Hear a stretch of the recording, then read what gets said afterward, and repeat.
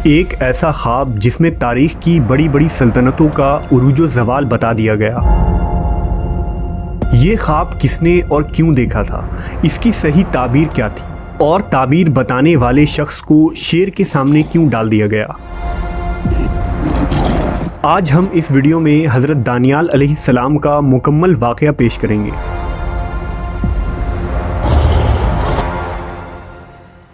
हज़रत दानियाल अलैहिस्सलाम अल्लाह के एक बरगुज़ीदा पैगंबर थे जो बनी इसराइल के ज़वाल के आखिरी दौर में पैदा हुए। आप 457 क़ब्ल मसीह में बैतुल मुक़द्दस में पैदा हुए थे। दानियाल का लुग़वी माने हैं खुदा मेरा मुनस्सिफ़ है। हज़रत दानियाल के वालिदैन के मुतालिक अहदनामा क़दीम और जदीद दोनों में कोई जानकारी मौजूद नहीं है, लेकिन बाज़ मुहक्किकीन ने लिखा कि आप यहूदा के नस्ल से थे जो बनी इसराइल का एक आला मर्तबे वाला ख़ानदान था। जब दानियाल अलैहिस्सलाम जवान हुए तो ये बनी इसराइल का बदतरीन ज़माना था। लोग बदआमालियों, जुल्म, ज़नाकारी और तरह तरह के बुराइयों में मुब्तला थे और अल्लाह के नाफरमान हो चुके थे। लिहाजा अल्लाह का अज़ाब बनी इसराइल पर बुख्त नसर बादशाह की शक्ल में कहर बनकर नाजिल हुआ। बादशाह बुख्त नसर उस वक्त बाबिल का एक जालिम बादशाह था। उसने यहूदा रियासत पर हमला कर दिया और यहूदियों के मुक़द्दस इबादत खाना हैकल सुलेमानी को नेस्तो नाबूद कर डाला।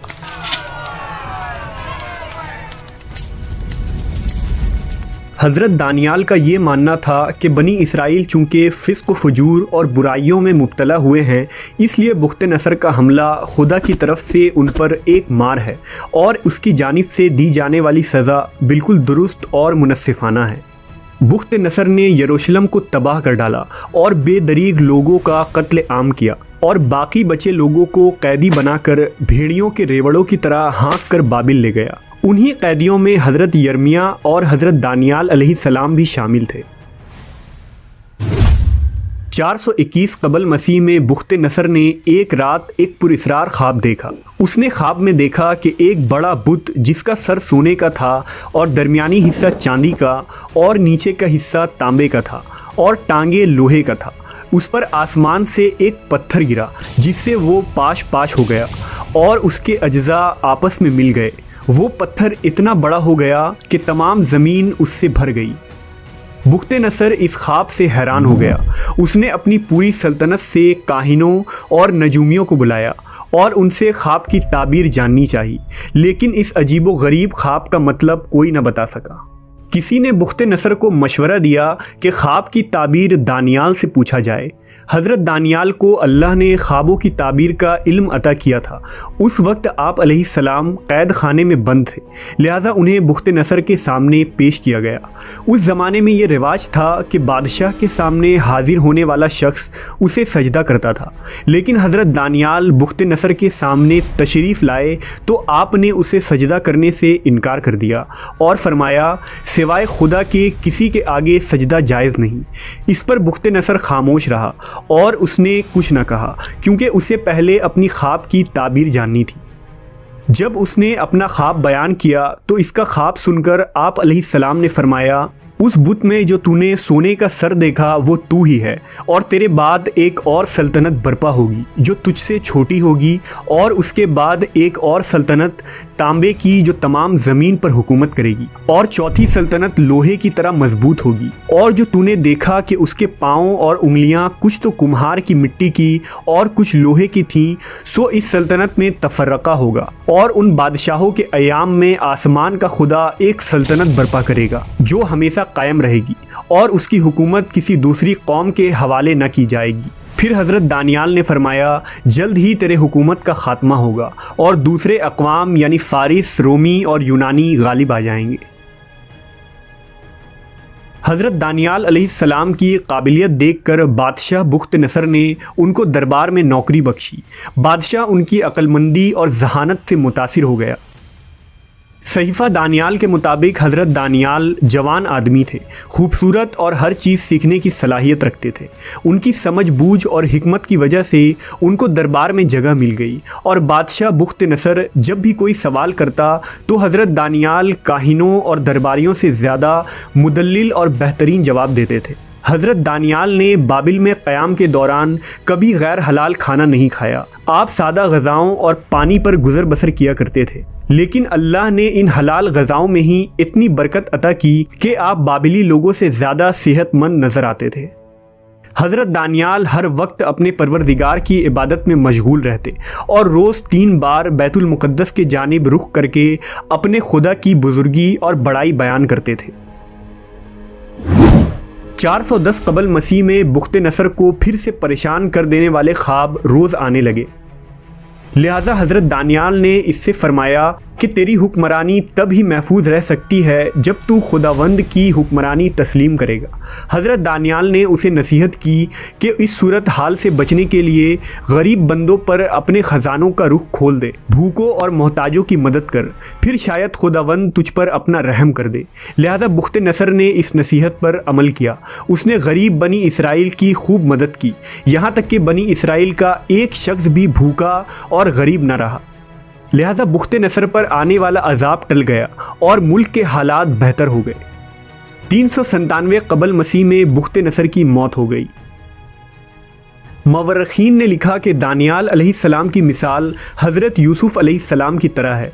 आप हज़रत यूसुफ़ की तरह ही कैदी बनाकर दूसरे मुल्क में लाए गए और दोनों को ही ख्वाब की ताबीर के इल्म से नवाजा गया था।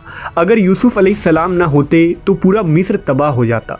बिल्कुल इसी तरह अगर दानियाल अलैहिस्सलाम ना होते तो बाबिल तबाह हो चुका होता।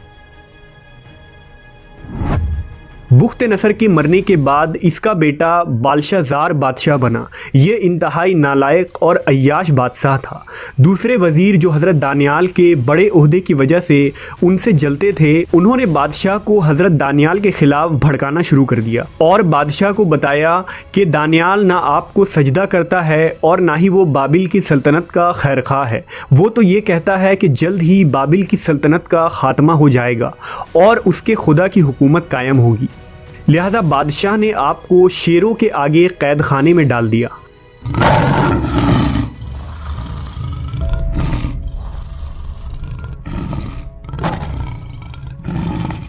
जब हज़रत दानियाल अलैहिस्सलाम ने शेर के सामने खुद को बेबस पाया तो आवाज़ लगाई कि ए खुदावंद, मैं मदद मांगता हूँ, जिसके आगे ये शेर भी अपना सर झुका देते हैं।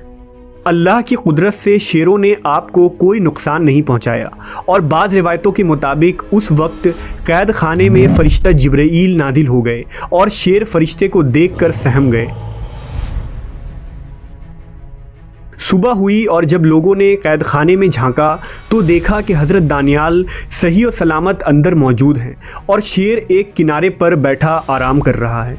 अब लोग समझ गए कि आप एक नेक और बरगुज़ीदा शख्सियत हैं, लेकिन अब वक्त गुजर चुका था और खुदा का अजाब करीब था।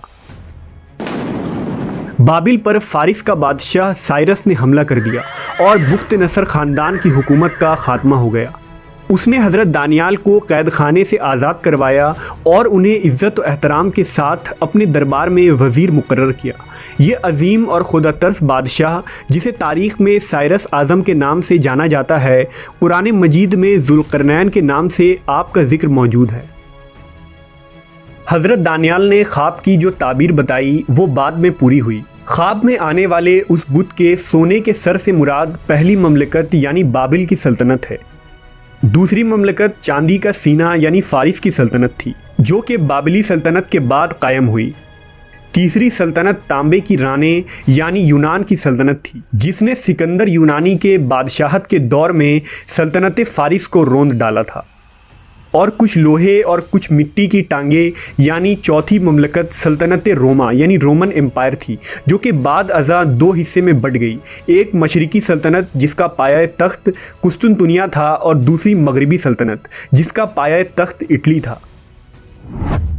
यहूद और नसारा में से कोई इस पर ज़रा भी शक नहीं करते कि इन चारों सल्तनतों के ज़वाल के बाद एक सबसे बड़ी हुकूमत कायम होनी थी, जो आसमान के खुदा की हुकूमत होगी और इन सबसे बड़ी, अजीम और दुनिया में इंसाफ कायम करने वाली होगी।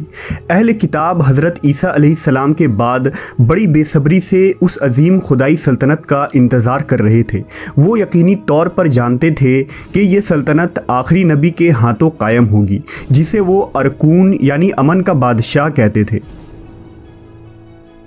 आखिरकार अरब के सरजमीन पर नबी बरहक हज़रत मोहम्मद सल्लल्लाहु अलैहि वसल्लम की बासत हुई और खुदाई ममलकत कायम हो गई। तमाम बुत परस्त तहजीब और सल्तनतों को आप सल्लल्लाहु अलैहि वसल्लम के कदमों के नीचे रौंद दी गई और इस्लाम ज़मीन में हर सिमत बढ़ता चला गया। लेकिन इस पाँचवीं सल्तनत की तफसीर पर अहले किताब ने इख्तिलाफ़ किया और इसकी तावील कर डाली, क्योंकि इसे कायम करने वाला नबी बनी इसराइल में से नहीं बल्कि बनी इस्माइल में आ गया। बहरहाल हज़रत दानियाल अलैहिस्सलाम की ताबीर के मुताबिक पाँचवीं अजीम खुदाई सल्तनत ता क़यामत कायम रहेगी, जिसकी तजदीद इमाम ज़माना महदी अलैहिस्सलाम के हाथों कायम होगी।